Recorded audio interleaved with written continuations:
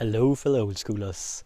I'm coming to you from pretty damn awesome old Norse lumber mill here. Just found, so run out recorded here. This particular match is from the tournament. I've tried to upload a bunch of games from that, but we've had some technical difficulties and I can't get a hold of all the games that I wanted from another guy that had recorded his games.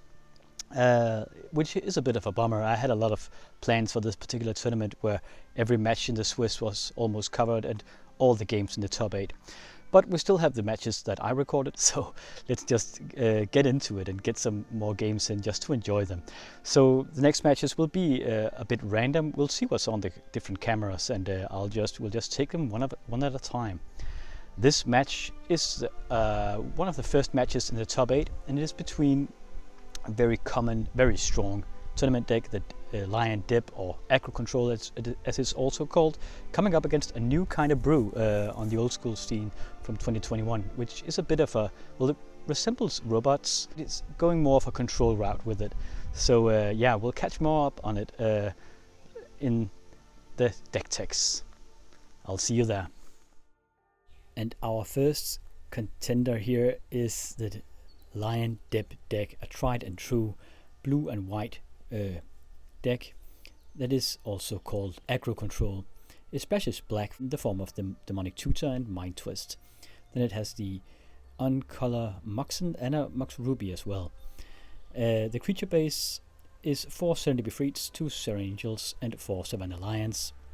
And the game plan here will be to bring out these creatures for some early pressure and defend them with some counter magic and win the game through that combination. Its removal is 4 Swords to Plowshares and a couple of Sonic Blasts, and the blast can be used to finish the game as well. For just that extra bit of direct damage that is sometimes needed just to finish the game. It also makes use of a single recall just to get the powerful cards right back in. Then it has the blue power, 4 counter spells and 2 power sinks, and obviously the Brain Geyser as well. And I think one of the main strengths of this deck is that it's just very straightforward and very stable. I mean, it doesn't dip too much into all sorts of colors, being just a mainly white and blue base with just those 2 black cards. So it's seldom mana starved or mana screwed, and it tangles very well against Blood Moons and also against City in a Bottle. It has those 4 Serenity Befriets that might be vulnerable to City in a Bottle, but that's about it. It only makes use of 2 cities of brass, and yeah, so it's not really vulnerable to anything, and is just a very, very stable brew. That is just one of the classical decks to beat at the coveted top 8 tables, in my experience at least, and one of the harder ones. But yeah, the Lion-Dib's opponent here is no slouch either. Let's take a few minutes to go over it. I'm just going to refer to it as the factory control deck here. I'll get a deck picture of it later on at our post, but the user of it were on holiday and he wrote me that he would send me a deck picture of it once he gets back from his vacation. But suffice to say, it is blue and white as well, with a black splash for the demonic tutor and mind twist as far as I know.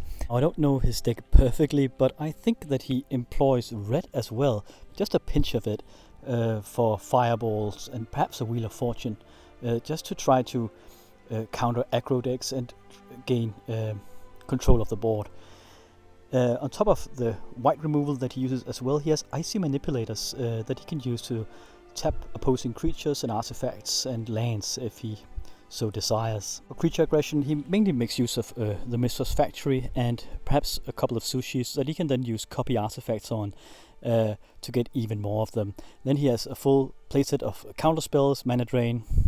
So this is sort of a hybrid between the classical robot deck and the deck, but he doesn't make use of Triskelions like robot does, and he doesn't make use of Yimday Tombs as far as I know, like the deck does. So sort of like a control aggro deck as well. So we have a top 8 game here, which tells us that these are probably 2 pretty damn efficient decks as they've made the cut so far, and they're clashing together in an aggro control battle at this point. But they have very different approaches to how they gain control over the board and over the aggro situation. The aggro control, or the Lion-Dib deck, as we'll refer to it here, is likely the beatdown, I think, in this matchup. And the reason for that is that he has those cheaper creatures. That means he has the Savannah Lions and the Serendip Efreets that are cheaper than what the factory control deck employs. So it'll be in his interest to get those out early and just try to dominate the early game, protect them with his counter magic, just go for the kill there. The longer this game takes, my bet is that the factory control deck will have more and more of an advantage there. And the reason for that is that he has those copy artifacts. He makes use of more expensive artifacts and creatures than the other guy, namely those sushis and icy manipulators. And if you can get those out and then just start to copy them again and again, he will likely be able to overwhelm the other guy in the late game. I mean, several ices out always spells doom to the other guy, right? Or usually does, especially in a matchup like this, because it's a battle around those creatures. There aren't a lot of burn here, so it'll be a fight on who controls the combat, who controls the creatures here. But again, this is before sideboard, and I haven't even seen the factory control deck in play before. This is like a virgin voyage for me, at least. So I'm not used to this kind of situation, but they're probably both tier 1 decks, right? So it'll likely come down to the luck of the draw, and yeah, as said, I think the Lion-Dib deck, it'll win if it can overwhelm the other guy in the early game. And if not, the other guy has the advantage. Let's see if that holds true. Let's get ready for round number 1. And we have the factory control deck on the left here on the play, with a Mox and a Tundra straight into a Time Walk. Yeah, so this is a viable play. He gets an extra land drop. City of Brass here, those are altered by AS Alters, one of the Danish players here. Pretty well known at this point, actually. But he has altered a lot of Danish cards at this point. Passing the turn, there's a Mox Sapphire on the side of the Lion-Dib deck. Being a bit hesitant about casting it. Suppose it could be power synced when you cast it like this. And a factory and a Sol Ring. Okay, good start from him.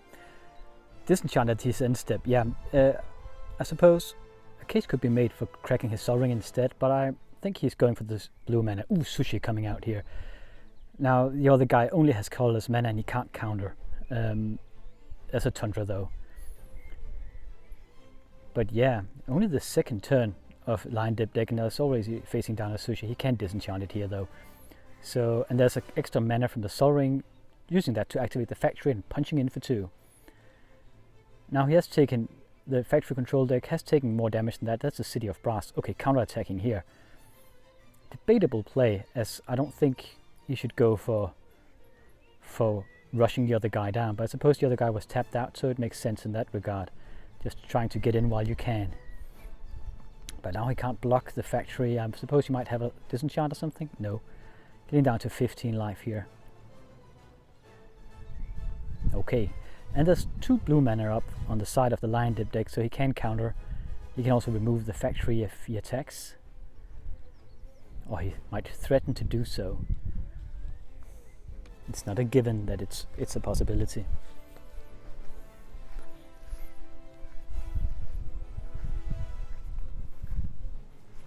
Giving it a good think here.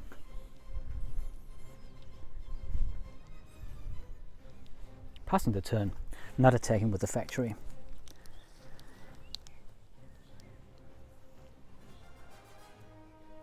There's a bit of a stare down with those 2 factories there. Just passing turn. Neither of them have any removal for the opponent's factory at this point, I suppose. Or they would have attacked.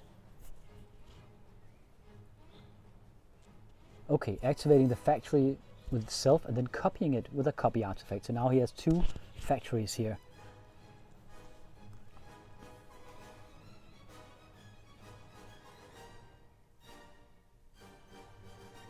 That might look like, yeah, it's a timed Swords to Plowshares here, just as the copy artifact drops, countering it though. And a counter war is in effect won by the Lion-Dib deck, countering the counter spell. Now, then the factory gets Swords to Plowshare before the copy artifact takes effect, and he can't target the factory, so he has to target something else. I bet it's the Sol Ring, the way he plays it, or it could be the Mox Pearl, the way he plays it here. I think it's the Sol Ring though. Just for some he has sufficient mana, so he just needs brute mana here. Yes, he has all the colors he needs. I was supposed to... No, he has the blue marks. It's probably a Sol Ring then. He can't copy the factory anymore, as it was Source to Plowshare at that point. Ooh, Serra Angel coming out here. Top curve drop from Lion-Dib, and then getting in with the factory again. Putting the other guy down to 12 points of life here. It's really a threat with that Angel. She can finish the game fast. Gets fireballed away though, and the Lion-Dib is tapped out, so he can't really protect it.